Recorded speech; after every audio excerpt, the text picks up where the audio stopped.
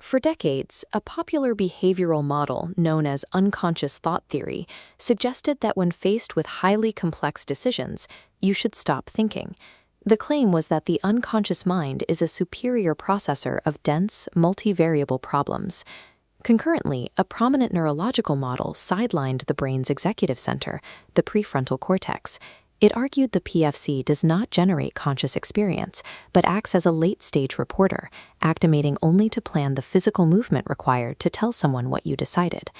Recent replication failures in cognitive psychology, paired with new stereo-electroencephalography data recorded directly from inside the human brain, prove both of these models are inverted. The prefrontal cortex is active instantly in the emergence of visual awareness. Bypassing this deliberate, conscious processing in favor of going with your gut reliably degrades complex decision-making. In the original experiments supporting unconscious thought theory, subjects were given lists of attributes for several options, distracted with anagram puzzles, and then asked to choose the best one. They reportedly outperformed people who were given time to consciously deliberate. But when researchers Calvillo and Penalosa attempted to replicate this, they found a critical flaw in the original design and corrected it by introducing a dominant alternative. This grid represents their experimental setup. They asked subjects to evaluate 4 fictional cars: the Desuka, Hatstun, Kaiwa, and Nabusi. Each car had 12 distinct attributes mapped out across these columns. By carefully distributing positive and negative traits, the researchers engineered one car to be the mathematically dominant alternative. Regardless of how a subject weighted features, this car possessed a combination of attributes, making it objectively superior.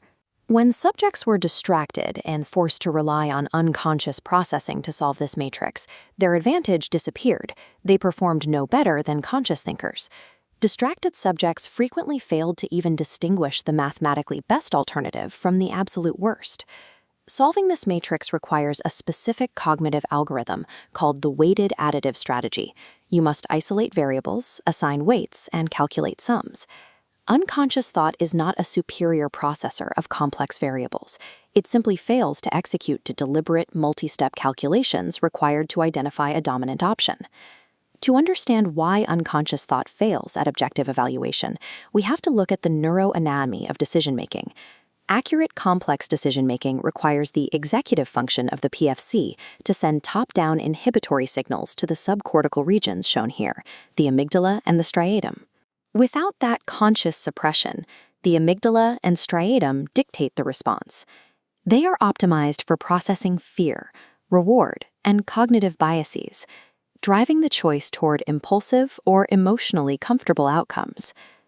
Despite this mechanism, a faction of neurologists push back on the prefrontal cortex's role in awareness, using the no-report paradigm.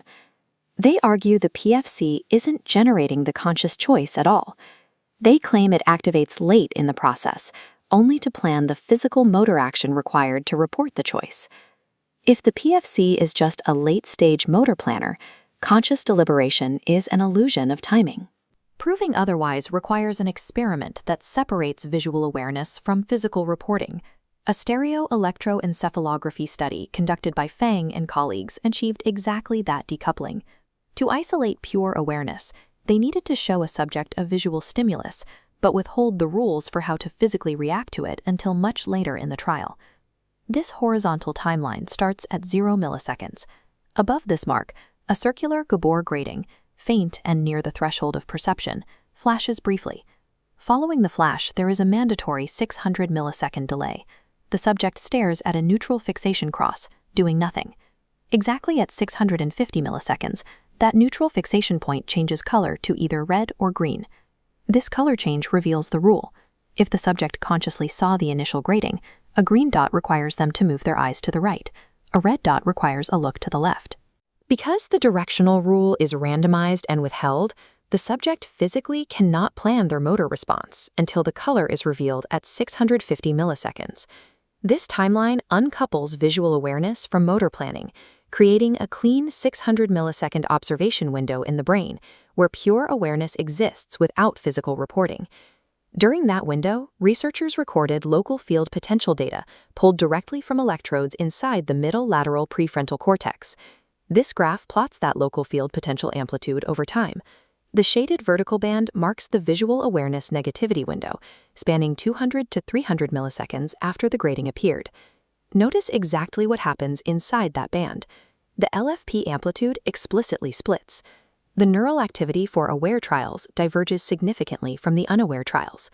This happens hundreds of milliseconds before the motor planning cue. High dammer power spikes alongside the LFP, identifying this as local processing within the PFC rather than a signal transmitted from the visual cortex. The prefrontal cortex is active, but it does not operate in isolation at that 200 millisecond timestamp. This brain topography map measures functional connectivity using phase locking values in the 1 to 8 Hz band. That low-frequency synchronization instantly links the prefrontal cortex with the posterior parietal cortex. This synchronization extends deep into the subcortical thalamus. This immediate brain-wide synchronization only occurs during the aware trials. The intracranial data provides evidence that the prefrontal cortex does not wait for a decision to be finalized elsewhere. It is fundamentally involved in the very genesis of conscious awareness at 200 milliseconds. When we reunite the behavioral matrix failures with the intracranial data, the true architecture of choice becomes clear. Early PFC high gamma activity at 200 milliseconds is the required trigger to boot up a conscious mental workspace. This pulsing network signifies higher-order integration.